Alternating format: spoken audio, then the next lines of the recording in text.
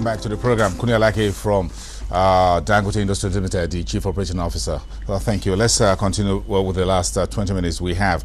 There were a few concerns still out there from the analyst community. One of them is Vertiva Capital in its report talking about, we'll get back to the what you call the minority shareholders interest there. We talk so much about what the minority shareholders will get, but there are concerns out there that this still leaves a very large gap between the minorities and the shareholders. What are the key elements that you find in it? Element in the merger? Yes.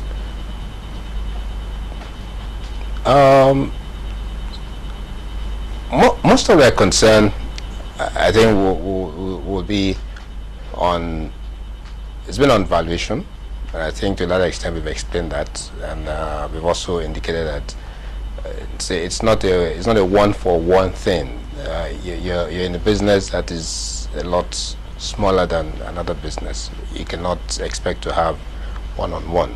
And more importantly is the fact that the issue of valuation, we also discounted the fact that yes, there is need to give opportunity to minority shareholders, which is the pricing is done at a premium for the minority shareholders. And in terms of the process that took place to arrive at where we are today, we were very transparent. The minority shareholders in BCC had the point to select the advisors. There was a separate committee of the board of BCC that actually focused on this transaction. And we, as Dangote, so to speak, were actually not involved in that aspect of the process. The subcommittee consisted by the board of people who, in quote, represent minority shareholders. And they dealt with the advisors all through. So in terms of transparency, we did quite a lot on that. We make sure that we didn't have much influence on the process on the side of BCC. Even when there's an issue of whether Afrinvest was acting as a stockbroker to BCC, and it's also one step at the other side. Without, if you look at the role of the broker, one is not undermining what kind of contribution a broker will make to this transaction, but basically is documentation, is liaising with the stock exchange, is bringing the new entity to the market. It's not about valuation. The broker does not get involved in valuation. It's not about the benefit to this person or to that person. It's so much about just documentation to ensure that the process is completed. And this we dealt with the exchange. Did the stock exchange raise question about that? Yes, they raised issues on that. At the quotation meeting? No. I think it was raised before then, and they were dealt with in terms of clarification, and they were satisfied with the explanation. The stock exchange was satisfied? Yeah. Did SEC raise any question about that as well? SEC, no, not that I'm aware of. Let's get to this issue of the capacity utilization you talk about. You think those assumptions weren't too far-fetched, do you? They're not, because we've done it before.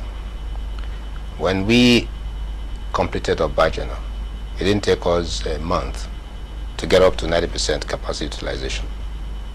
In cement business and in the factory, what you get is once you set up the plant and you have what it takes to run the plant, you move quickly up.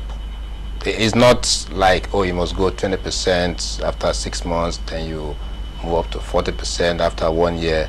No. Once you have the ability to evacuate your cement from the plant, you can ramp up your capacity. The major challenge you have in any cement plant is evacuation. Because once you don't have the means to take out the cement, the factory will stop. Because they don't have, the factories usually don't have capacity to store cement, and you also don't want to store cement in the factory. So in terms of whether we can achieve those numbers in terms of capacity, the key thing is, will we be able to complete the plant? Yes. That's a major risk.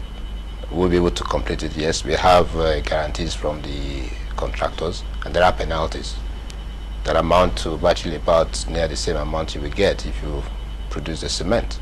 So we are covered in that area because there's the risk of non-completion is taken care of by the guarantees given by the contractors. As we speak, the Brazilian National Petroleum Corporation, Petrobras, is doing about $67 billion IPO, the largest the world had ever seen. The Agricultural Bank of China, just about 2 months ago, did one of the largest IPOs also on earth. So why didn't Dangote Cement just go straight for an IPO? And perhaps later you can come on the market and say you're taking over